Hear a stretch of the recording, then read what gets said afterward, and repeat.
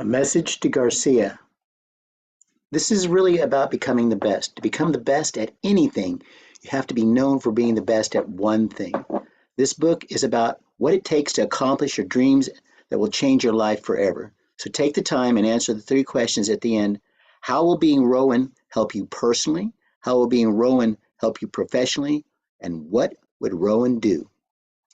So enjoy the book and start that becoming the best process. All right. A Message to Garcia, originally published in 1899. There's a note here. This is one of the classics of business literature and one of the top 10 selling books of all time. We believe it ranks second. We recommend it since it's public domain. You may make copies if you want information on it, or you can use the link below and get your own. Here's the foreword. This literary trifle, A Message to Garcia, was written one evening after supper in a single hour. It was on the 22nd of February, 1899, Washington's birthday. We were just going to press with the March Philistine. The thing leapt hot from my heart, written after a trying day when I had been endeavoring to train some rather diligent villagers to abjure the comatose state and get radioactive. The immediate suggestion, though, came from a little argument over the teacups with my boy Bert, suggesting that Rowan was the real hero of the Cuban War. Rowan had gone alone and done the thing, carried the message to Garcia. It came to me like a flash. Yes, the boy is right. The hero is the man who does his work, who carries the message to Garcia. I got up from the table and wrote A Message to Garcia. I thought so little of it that we ran it in the magazine without a heading. The edition went out, and soon orders began to come for extra copies of the March Philistine. A dozen, 50, 100. And when the American News Company ordered 1,000, I asked one of my helpers what article it was that stirred up the cosmic dust. It's the stuff about Garcia, he said. The next day, a telegram came from George H. Daniels of New York Central Railroad. Thus, give price on 100,000 Rowan articles in pamphlet form, Empire State Express advertising on the back. Also, how soon can ship? I replied, giving the price, and stated, we could supply the pamphlets in 2 years. Our facility was small, and 100,000 books looked like an awful undertaking. The result was that I gave Mr. Daniels permission to reprint the article in his own way. He issued it in booklet form in editions of 500,000. 2 or 3 of these 500,000 lots were sent out to Mr. Daniels, and in addition, the article was reprinted in over 200 magazines and newspapers. It has been translated into all written languages. At the time, Mr. Daniels was distributing a message to Garcia. Prince Hilikov, director of Russian railways, was in this country. He was the guest of the New York Central and made a tour of the country under the personal direction of Mr. Daniels. The prince saw the little book and was interested in it, more because Mr. Daniels was putting it out in big numbers probably than otherwise. In any event, when he got home, he had the matter translated into Russian and a copy of the booklet given to every railroad employee in Russia. Other countries then took it up, and from Russia it passed to Germany, France, Spain, Turkey, Hindustan, and China. And during the war between Russia and Japan, every Russian soldier who went to the front was given a copy of A Message to Garcia. The Japanese, finding the booklet in possession of the Russian prisoners, concluded it must be a good thing and accordingly translated it into Japanese. And on the order of Mikado, a copy was given to every man in the employ of the Japanese government, soldiers and civilian. Over 40 million copies of A Message to Garcia have been printed. This is said to be the largest circulation in any other literature venture that has ever attained during the lifetime of an author in all of history, thanks to a series of lucky events. Thanks to a series of lucky accidents. All right, here we go. Elbert Hubbard, December 1st, 1913. A Message to Garcia. In all this Cuban business, there is one man that stands out on the horizon of Mars, stands out on the horizon of my memory like Mars of perihelion. When a war broke out between Spain and the United States, it was very necessary to communicate quickly with the leaders of the insurgents. Garcia was somewhere in the mountains vastness of Cuba. No one knew where. No mail, no telegraph message could reach him. The president must secure his cooperation, and quickly. What to do? Someone said to the president, "There's a fellow by the name of Rowan will find Garcia for you if anybody can." Rowan was sent for and given a letter to deliver to Garcia. How the fellow by the name of Rowan took the letter, sealed it up in an oilskin pouch, strapped it over his heart, and in 4 days landed by night off the coast of Cuba from an open boat, disappeared into the jungle, and in 3 weeks came out on the other side of the island, having traversed hostile country on foot, and delivered his letter to Garcia, are things I have no special desire now to tell in detail. The point I wish to make is this: McKinley gave Rowan a letter to be delivered to Garcia. Rowan took the letter and did not ask, "Where is he at?"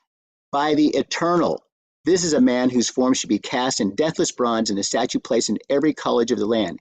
It's not the book-learned young man need, nor instruction about this or that, but a stiffening of the vertebrae which causes them to be loyal, to act promptly, be loyal, to trust, to act promptly, concentrate their energies, do the thing, carry a message to Garcia. General Garcia is dead now, but there are other Garcias. No man who has endeavored to carry out an enterprise where many hands were needed, but has been well nigh appalled at times by the imbecility of an average man, the inability or unwillingness to concentrate on a thing and do it. Slipshod assistance, foolish inattention, dowdy indifference, and half-hearted work seem to be the rule, and no man succeed unless by hook or crook, or threats he forces or bribes another men to assist him, or mayhap God in his goodness performs a miracle and sends him an angel of light for an assistant. You, reader, put this matter to a test. You are sitting now in your office. 6 clerks are within call. Summon any and make this request. Please look in the encyclopedia and make a brief memorandum concerning the life of Correggio. Will the clerk quietly say, "Yes, sir," and go do the task? On your life, he will not. He will look at you out of a fishy eye and ask one or more of the following questions. Who was he? Which encyclopedia? Where is the encyclopedia? Was I hired for that? Don't you mean Bismarck? What's the matter with Charlie doing it? Is he dead? Is there any hurry? Shan't I bring you the book and let you look it up yourself? What do you want to know for? And I will lay you 10 to 1. After you have answered the questions and explained how to find the information and why you want it, the clerk will go off and get one of the other clerks to help him try to find Garcia. And they will come back and tell you there is no such man. Of course, I may lose my bet, but according to the laws of average, I will not. Now, if you are wise, you will not bother explaining this that Correggio is indexed under the C's, not in the K's, but you will smile very sweetly and say, "Never mind," and go look it up yourself. And this incapacity for independent action, this moral stupidity, this infirmity of the will, this unwillingness to cheerfully catch hold and lift these are the things that put pure socialism so far into the future. If men will not act for themselves, what will they do for the benefit of their effort is for all? A first mate with a knotted club seems necessary, and a dread of getting the bounce on Saturday night holds many a worker to his place. Advertise for a stenographer, and a 9 out of 10 who apply can neither spell nor punctuate, and do not think it's necessary to. Can such a one write a letter to Garcia? You see that bookkeeper, said the foreman to me, in a large factory? Yes. What about him? Well, he's a fine accountant, but if I send him uptown on an errand, he might accomplish the errand all right. On the other hand, he might stop at 4 saloons on the way, and when he got to the main street, would forget what he had been sent for. Can such a man be entrusted to carry a message to Garcia? We have recently been hearing much maudlin sympathy expressed for the downtrodden denizens of the sweatshop and the homeless wanderers searching for honest employment, and with it often go many hard words for the men in power. Nothing is said about the employer who goes old before his time in vain attempt to get froer ne'er-do-wells to do intelligent work, and his long patient striving after help that doesn't nothing but loaf when his back is turned. In every store and factory, there is a constant weeding out process going on. The employer is constantly sending away help that have shown their incapacity to further the interests of the business, and others are being taken on. No matter how good times are, this sorting continues. Only when times are hard and work is scarce, the sorting is done finer. but out and out the incompetent and worthy go. It is survival of the fittest. Self-interest prompts every employer to keep the best, those who carry a message to Garcia. I know one man of really brilliant parts who has the ability to manage a business of his own, and yet who is absolutely worthless to anyone else because he carries with him constantly the insane suspicion that his employer is oppressing or intending to oppress him. He cannot give orders and he will not receive them. Should a message be given to him to take up Garcia? His answer would probably be, take it yourself.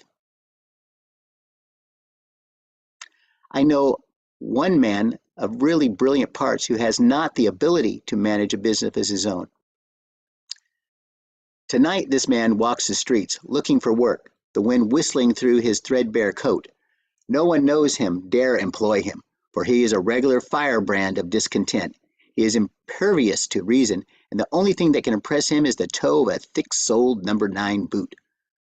Of course, I know one of so moral deformed is no less to be pitied than a physical cripple. But our pity, let us drop a tier 2 for the men who are striving to carry on great enterprise, whose working hours are not limited to the whistle, and whose hair is fast turning white through the struggle to hold in line dowdy indifference, slipshod imbecility, and the heartless ingratitude which, but for their enterprise, would be both hungry and homeless. Have I put the matter too strongly? Possibly, I have. But when all the world is gone a-slumming, I wish to speak a word of sympathy for the man who succeeds. The man against great odds has directed the efforts of others and has succeeded, finds there's nothing in it, nothing but bare board and clothes. I have carried a dinner pail, worked for day's wages, and I have also been an employer of labor. I know there is something to be said on both sides. There is no excellence per se in poverty. Rags are no recommendation. All employers are not rapacious and high-handed any more than all poor men are virtuous. My heart goes out to the man who does his work when the boss is away, as well as when he is at home, and the man who, given a letter to Garcia, quietly takes the missive without asking any idiotic questions, and with no lurking intention of chucking it into the nearest sewer or doing aught else but deliver it. Never gets laid off, nor has to go on strike for higher wages. Civilization is long, anxious search for such an individual. Anything such a man asks shall be granted. He is wanted in every city, town, and village, in every office, shop, store, and factory. The world cries out for such. He is needed and needed badly. The man who can carry a message to Garcia. Albert Hubbard, 1899. So, at the time Mr. Daniels was distributing a message to Garcia, Prince Hilikov, director of Russian railways, was in the country. He was the guest.